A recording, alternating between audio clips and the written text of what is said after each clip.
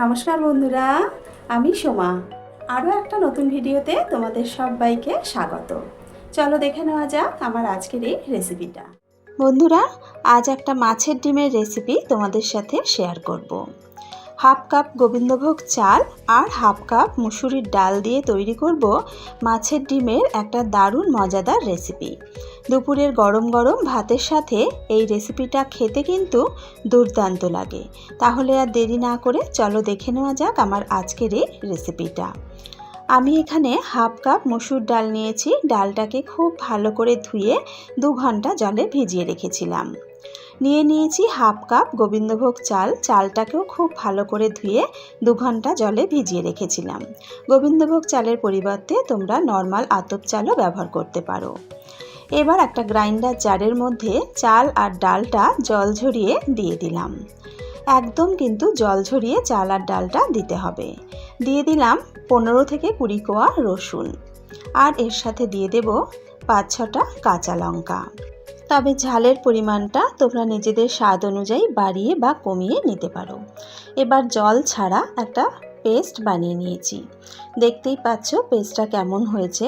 পেস্টটা কিন্তু খুব মিহি পেস্ট হবে না, একটু যেন দানা দানা থাকে। একটু দানা দানা থাকলে তবেই কিন্তু এর টেস্টটা ভালো হবে। তবে যদি জল ছাড়া পেস্ট বানানো না যায়, সেক্ষেত্রে খুব সামান্য পরিমাণে একটু জল ব্যবহার করা যেতে পারে। তবে খেয়াল রাখতে হবে পেস্টটা যেন একদম পাতলা না হয়ে যায়। এবার একটা বাটিতে আমি এখানে নিয়েছি 250 গ্রাম মাছের ডিম। ডিমটাকে খুব ভালো করে ধুয়ে পরিষ্কার করে নিয়েছি।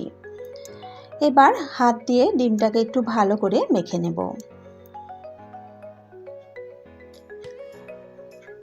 এইভাবে হাতের সাহায্যে ডিমটাকে একটু ভালো করে মেখে নিতে হবে।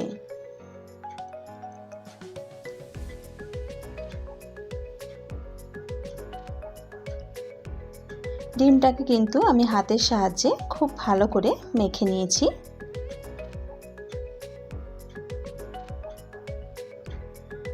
এর থেকে আর বেশি মাখার দরকার নেই। এবার হাতটা পরিষ্কার করে ধুয়ে নেব। এবার যে চাল ডালের পেস্টটা তৈরি করে রেখেছিলাম, সেই চাল ডালের পেস্টটা এই ডিমের মধ্যে দিয়ে দিলাম। দিয়ে দিলাম পেঁয়াজ কুচি। এখানে পেঁয়াজ কুচির পরিমাণটা কিন্তু একটু বেশি লাগবে। আমি এখানে 3টে বড় সাইজের পেঁয়াজকে একটু ছোট ছোট করে কুচিয়ে নিয়েছি। তার সাথে দিয়ে দিলাম কুচিয়ে নেওয়া ধনেপাতা, স্বাদ মতো নুন আর হাফ চা চামচ হলুদ গুঁড়ো। এবার সমস্ত কিছু খুব ভালো করে মেখে নেব। একটু সময় নিয়ে সব কিছু কিন্তু খুব ভালো করে মেখে নিতে হবে। এখানে কিন্তু বাইরে থেকে আর কোনো কিছুই মেশানোর প্রয়োজন নেই। সমস্ত উপকরণগুলো দিয়ে খুব ভালো করে মেখে নিয়েছি। এবার পরবর্তী স্টেপে চলে যাব। আমার চ্যানেলের যে সকল বন্ধুরা এখনও আমার চ্যানেলটাকে সাবস্ক্রাইব করনি, তাদের কাছে অনুরোধ রইল, প্লিজ আমার চ্যানেলটা সাবস্ক্রাইব করে আমার পাশে থেকো।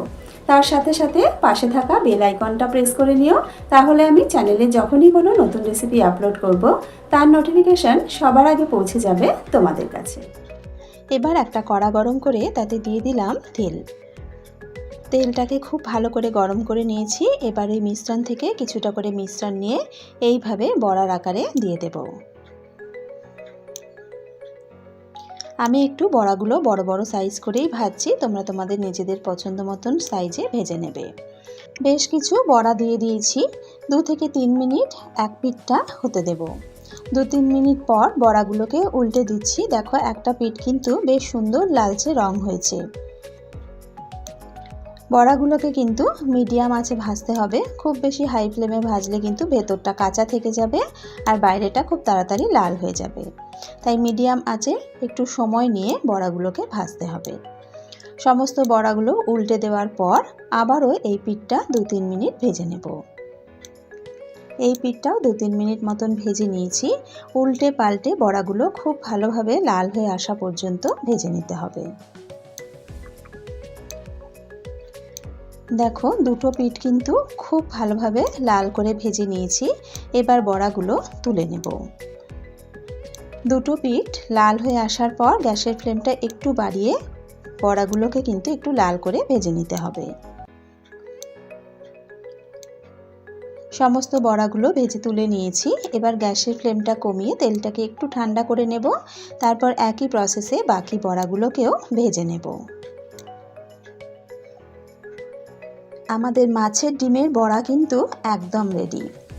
চাল ডাল দিয়ে এইভাবে যদি মাছের ডিমের বড়া তৈরি করে নেওয়া যায় তাহলে কিন্তু খেতে অসাধারণ লাগে।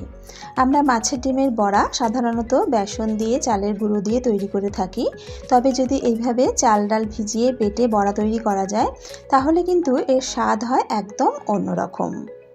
দুপুরের গরম গরম সাদা ভাতের সাথে ডাল আর এই বড়া থাকলে পুরো ভাত কিন্তু এই দিয়েই খাওয়া হয়ে যায়। তাছাড়া এই বড়াগুলো কিন্তু শুধু মুখেও খেতে দুর্দান্ত লাগে। একদম অন্যরকমভাবে তৈরি একটা মাছের ডিমের রেসিপি, ভীষণই সহজ একটা রেসিপি।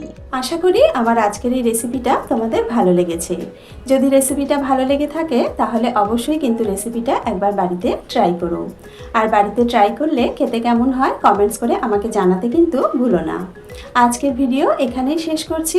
আবারও হাজির হয়ে যাব একটা নতুন রেসিপির সাথে। সকলে ভালো থেকো, সুস্থ থেকো।